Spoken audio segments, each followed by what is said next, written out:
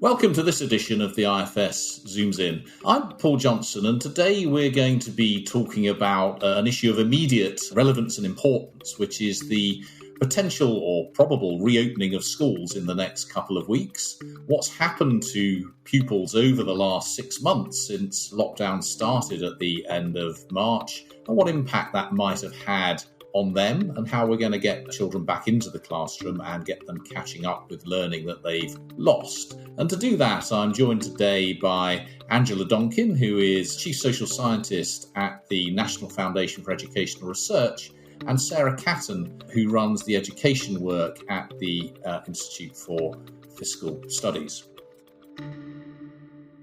Let's start, Sarah, just by sketching out a little of what pupils have lost over the last few months since March. What level of loss of education have we seen? So, the fact that the schools closed for over a term represents about a 40% reduction in the instructional time. So the time they would have gotten in the classroom with their teacher learning, as compared to what they would have gotten in regular circumstances. So that's a huge amount. Now, what matters is what has been done at home to sort of compensate for this loss of formal instructional time.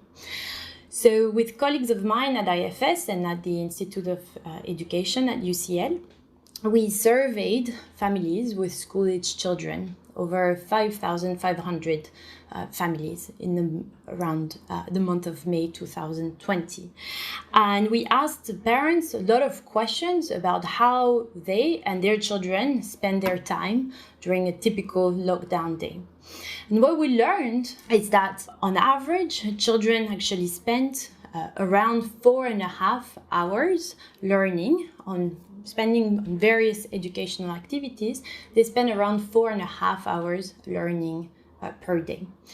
So now, to sort of understand how much of a disruption this is to children's learning as compared to the pre-lockdown period, we went and looked at some other data, the UK Time Use Survey from 2014-15.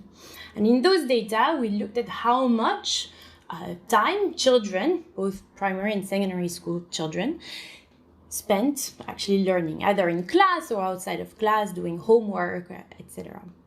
And we learned that among primary school students, on average, they spent around 6 hours per day learning. So that's roughly the time that they spend at school.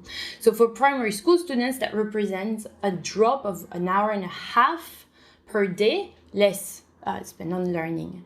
For secondary school students, that reduction is even larger, because before the lockdown, they spent around 6.5 hours learning every day. And that went down to an average of 4.5 hours per day. So that accumulates to a big drop in learning time over the course of many weeks spent in lockdown. And the quality of that learning time has presumably or quite probably dropped for a lot of those children as well. Yes, probably. I mean, it's difficult to know exactly what was done, the quality of that of the learning that was done at home, but we could sort of guess from the questions that we asked families and parents about the home learning environment, what the quality of the learning might have been. And we asked families about how much the children had access to their own space, dedicated study space where they would be able to focus and do their homework. We asked them also about how much access children had to a computer or tablet where they could access their schoolwork.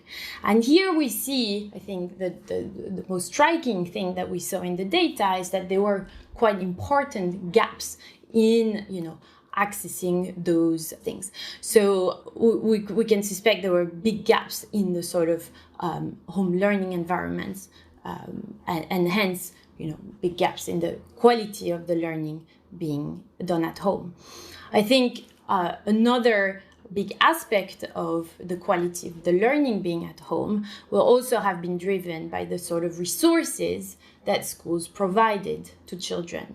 And here again, in our survey, we asked parents what sort of resources schools provided to their children, and we saw lots of variation across families, with some families, some children receiving a lot more active forms of support from their schools, so including online classes, video conferences, online video conferencing, online chatting, and others only receiving home learning packs or having access to an online platforms. And again, another small minority having absolutely no resources, at least back in May. And Angela, you've looked at this from a slightly different perspective, which is the perspective of the schools and the teachers, whereas Sarah was talking about the responses from parents and their understanding of what's been happening and the amount of learning that their children have been doing. What have been the challenges facing schools and teachers over this period? So I just want to kind of pick up, I suppose, to start with on some of the figures that Sarah's just presented, because I think that the 4.5 hours a day actually sounds quite good. But I think that it's important to recognise that actually there's quite a lot of variation. So we asked a number of kind of questions about engagement, and some of the reasons we asked a number of questions because we weren't entirely sure who would know what. So we asked senior leaders what proportion of students they felt were engaged in at least some learning activities.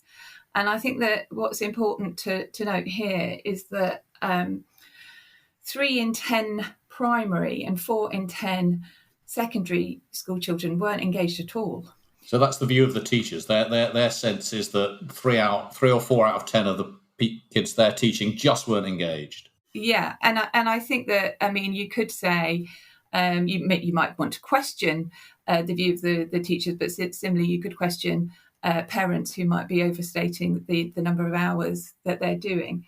The teachers themselves reported even lower engagement with the lessons, and I think that they reported about 60% regular contact with children.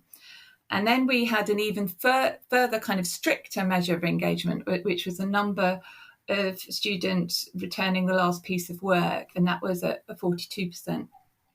But there was also big variation between disadvantaged and non-disadvantaged children, and that was very evident.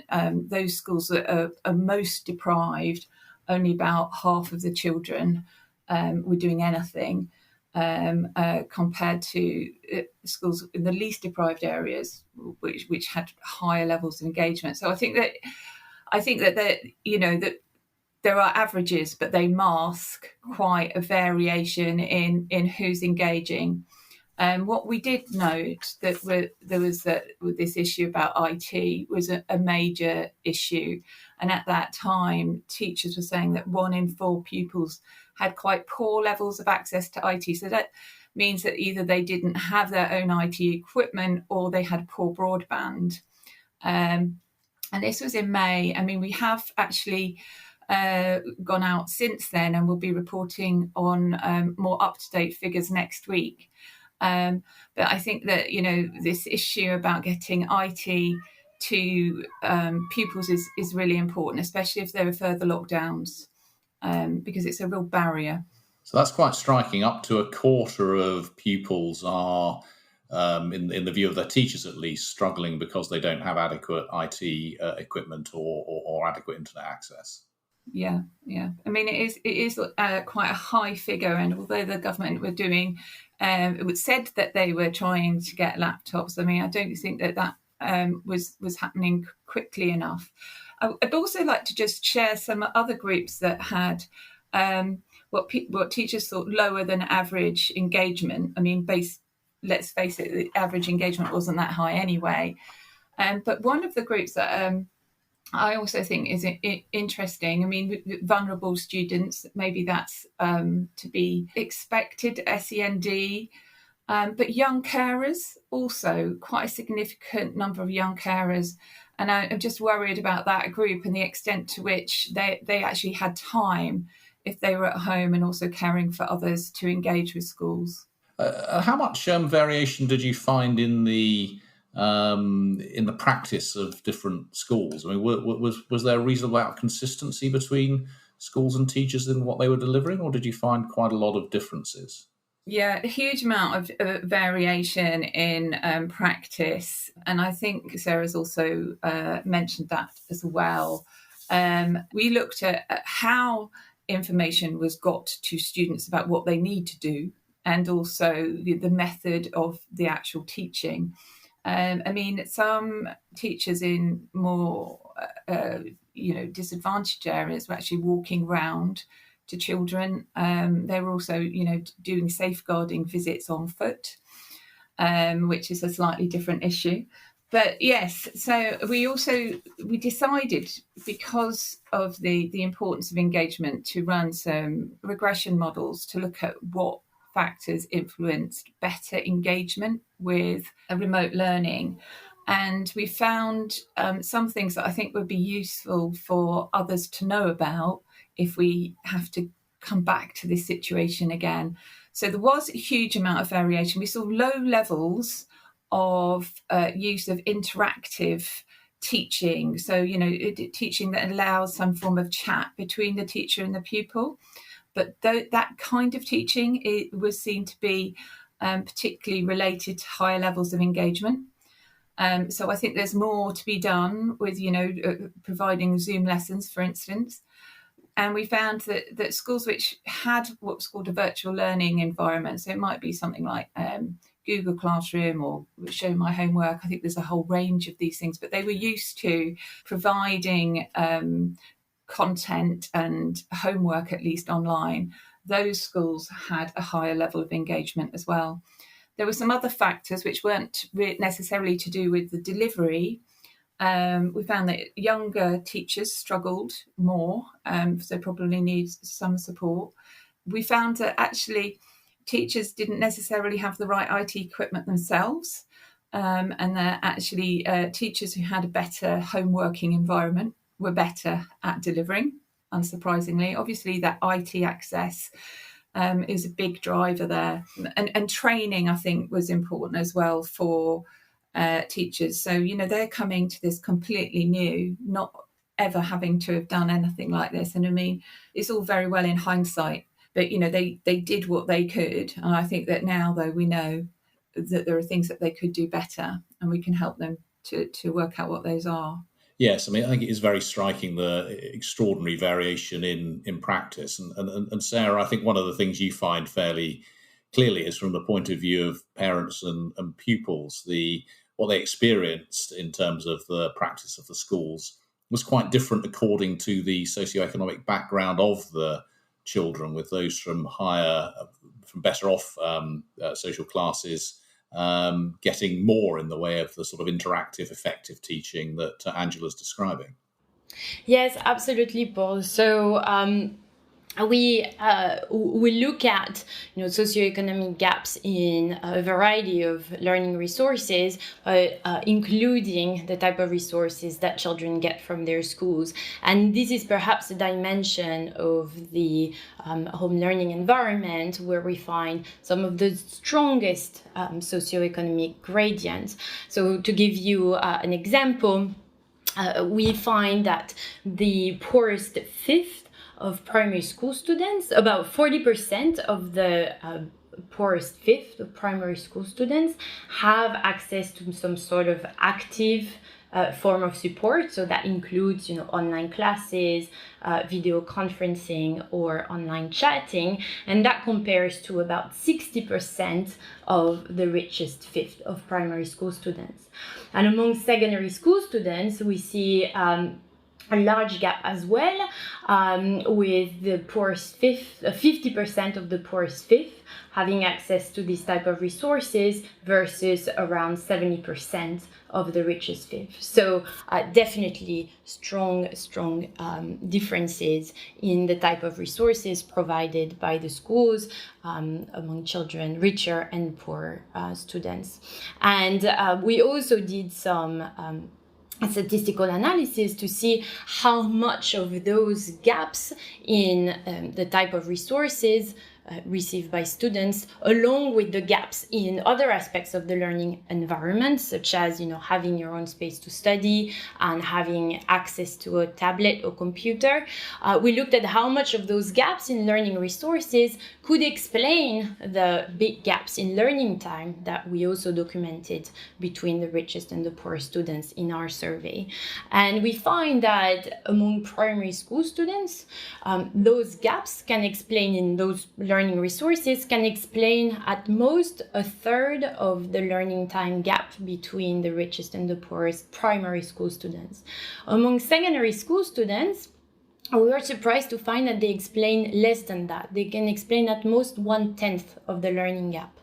So, like Angela, I think these results sort of suggest that, closing the gaps in terms of the resources provided by schools and helping, disadvantaged students have a better home learning environment can and would help sort of closing the gaps in student engagement and in learning time.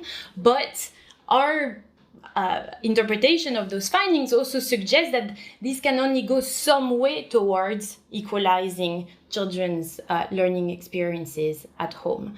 And there's a whole load of other factors going on, in people's households, in people's lives that, will not be mitigated by providing students with adequate equipment and by just leveling up the quality of online or the quality of school resources.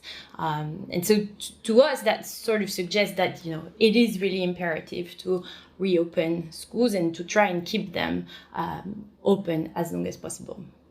So we're looking here at a complex array of factors which result in differential learning experiences, part of which is to do with physical infrastructure and IT equipment and space to study and so on, but part of which is also, it seems, to do with different practice by schools and different expectations by pupils and parents. And you've talked about the importance of getting children back to school. And I think some people probably think that the pupils really were back at school at least by the last month or so of the summer term. But I think other work that you've been involved in suggests that level of return was actually pretty limited. From the first survey that we did, we found that actually when we'd asked teachers how many parents they thought would send their children back to school, they estimated that about half would. I mean, this was actually before the schools opened, and actually that was borne out.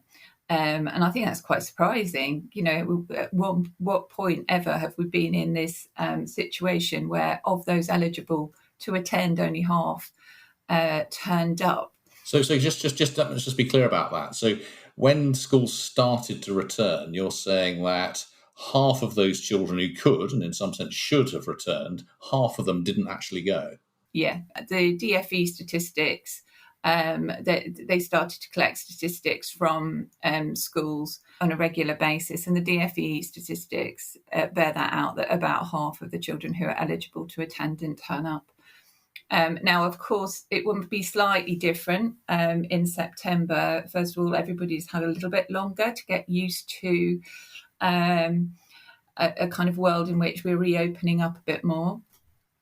Secondly, there is, much more concerted effort to say that all pupils should go back to school. And just to add my weight to anybody who's listening who's thinking twice about that, I do absolutely think that schools are the best place for children to be.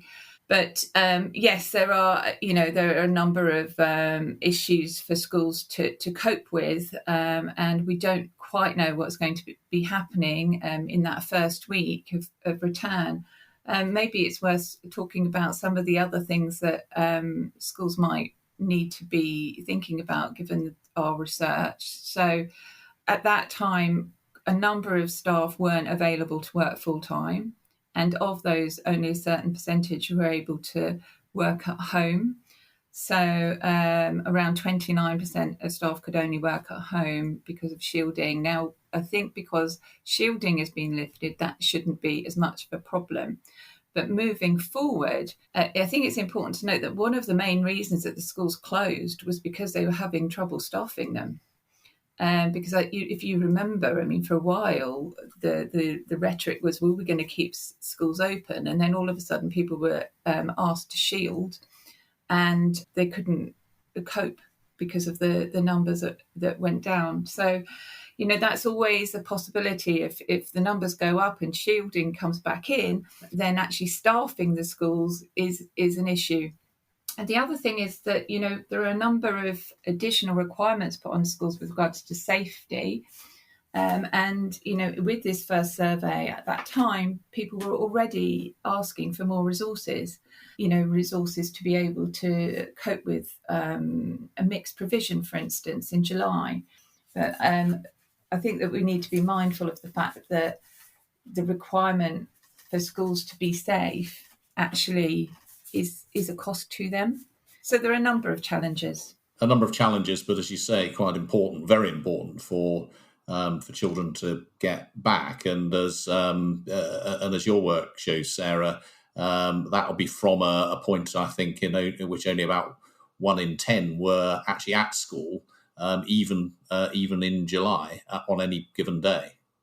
Yes, exactly. And I think what it was also very striking from the research we did based on the second survey we ran, so in June and July, is that again, there are large inequalities in who chose to send their children back when, school attendance was optional. And among the children who had the option of going back, we again see large socioeconomic gaps in who actually goes. 80% of the richest third of parents send their child back to school compared to only 65% of the poorest third of parents. So again, there are a variety of different factors that align very much with family income that schools will have to also deal with, providing the necessary reassurance, the necessary information to make parents comfortable with sending their children back to school. And that's going to be clearly incredibly important in making this transition over the next couple of weeks effective. I mean, Angela, given the challenges that you just described, the issues with schools making themselves safe, the issues with parents and teachers being confident. Perhaps it's an unfair question, but what's your guess as to the extent to which we will be back broadly to normal during September? Well, I hope that the majority, if not all, of parents feel confident enough to send their children back, and I'm hopeful for a quite a positive return. I think that there's been some kind of calls by unions for a plan B. I do think it is important to have that plan B, that kind of backup policy, because as we've seen, we've seen quite large areas go into local lockdown. And I think that probably a little bit more reassurance and information is needed for parents and schools to know what happens when there is a case. And I think there's a little bit of a lack of clarity there because it's all very well reassuring people that schools are safe, but they need to know then that when the schools aren't safe, that they will close. So I think there's a little bit more clarity needed there. So I think I'm positive for the first few weeks, but we will see how it pans out. And Sarah, obviously the scale of lost learning over the last several months has been very substantial. And it's also been very unequally distributed. This is, I think, a number of people have warned that this could put back the cause of equality or greater equality in educational outcomes by many, many years. What's the scale of the task ahead if we are to avoid that? I mean, how much resource, how much effort will need to be put in to avoid a long-run impact on the relative educational attainment of children from different backgrounds? So that's obviously difficult to say. The extent to which children's outcomes have inequalities in children's outcomes have already been widened as a result of those months we spent at home. But there are a variety of factors that lead us to think that these might be big. The first one, as I said, is that pupils spent now 5 months out of school, and that loss in instructional time might be even more detrimental for disadvantaged children because they already started the lockdown, behind their peers in terms of attainment. The second reason is that we know their learning experiences, remote learning experiences, have been vastly different from the experiences of more advantaged students. And actually, when we compare, for example, the gaps in learning time between the richest and the poorest students before and during the lockdown, we see that at least for primary school students, those gaps have actually widened drastically. So to give you an example, for primary school students before the lockdown, all students roughly spend 6 hours on learning per day. But during the lockdown, there's a gap of 75 minutes per day between the richest fifth and the poorest fifth. So that amounts to almost another school day basically spent, learning for the richest students and not being spent for the poorest ones. So that is necessarily going to accumulate to big losses in learning.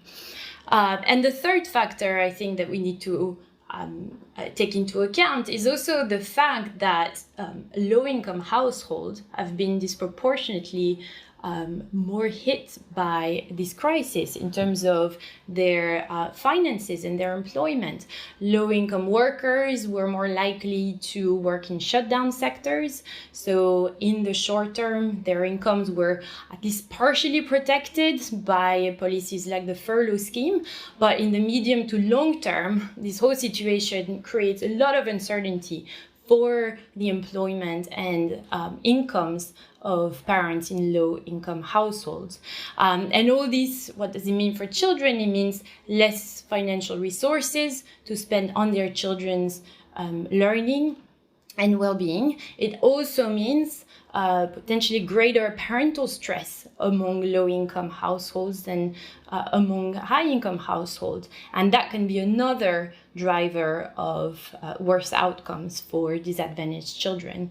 So a lot of different factors compounding each other into creating a pretty bleak picture for the outcomes of disadvantaged children, especially relative to those of advantaged children. So I'm pretty sure that the first few weeks in school will be spent by teachers and school leaders in trying to assess, the extent and the scope of the gaps that might have been created as a result of those months in lockdown. Wow, that's a pretty challenging set of issues that you've gone through there, and an illustration of how potentially damaging the last several months have been. Angela, as we move towards the end of this, perhaps you might want to reflect on what you think the key lessons of the last few months have been, and what the key challenges are as pupils hopefully go back to school. Okay, so I think that we definitely agree, given our findings as well, that there's going to be significant learning loss across all students, really, but there will be big variation in that. So I think for teachers, it's a time to kind of work out where children are, but so it's going to be maybe quite difficult for them, even on a day-to-day basis. Thinking, there will be some people who are quite a long way behind, and other people who aren't, who've kind of kept up with online learning. I think the challenge will be it's going to be different children will be at different levels. They'll have got through different amounts of the curriculum, and they'll be teaching in a different environment. We'll have to see what happens. Then we've got the catch-up programme, of course, that and the money that government have provided for tutoring. It's relatively small scale, though, isn't it, given the number of children involved, and not surprisingly, given that finding all of those tutors that quickly would be a bit of a challenge anyway. Well, exactly. And I think that, it's maybe for organisations like ours and yours to kind of work out the extent to which the amount of money available for tutoring is going to be sufficient in order to close any gaps. But there will be significant challenges for teachers. But I think that what we're saying from our research is there are definitely things that could be done slightly better if we get back into the situation of remote learning again. And clearly with the attendance problems in July, the government is doing the right thing by trying to encourage parents to send their children back to school. But we have to wait and see to see whether or not that's effective or not. Well, I think that's there's some very important messages there. There's clearly a lot to be learnt from what's happened over the last several months, particularly if we do go into lockdown again. I think all three of us are strongly agreed that it's hugely important that all children do go back to school, because the loss from being away has been enormous, and it's to be hoped that parents will feel comfortable getting their children back to school. We've certainly seen a big loss in learning over the last several months, and we've seen probably a big increase in socioeconomic gaps. And one thing we haven't talked about is the gap between what looks like quite differential provision in the independent sector from what we've seen in the state sector, which again could see itself play out in exam results in years to come. So much there to be concerned about, much there to learn from as we go into the next stage of the current crisis, and much really for government to be acting on in terms of providing appropriate, not just resources, but also guidance and support for schools as we go forward. Thank you very much to Sarah and to Angela for that. We will come to an end at this point, but if you enjoyed this episode, please do hit subscribe and rate us. And you can always stay on top of our latest work by visiting www.ifs.org.uk. Stay well, and we look forward to speaking to you again soon.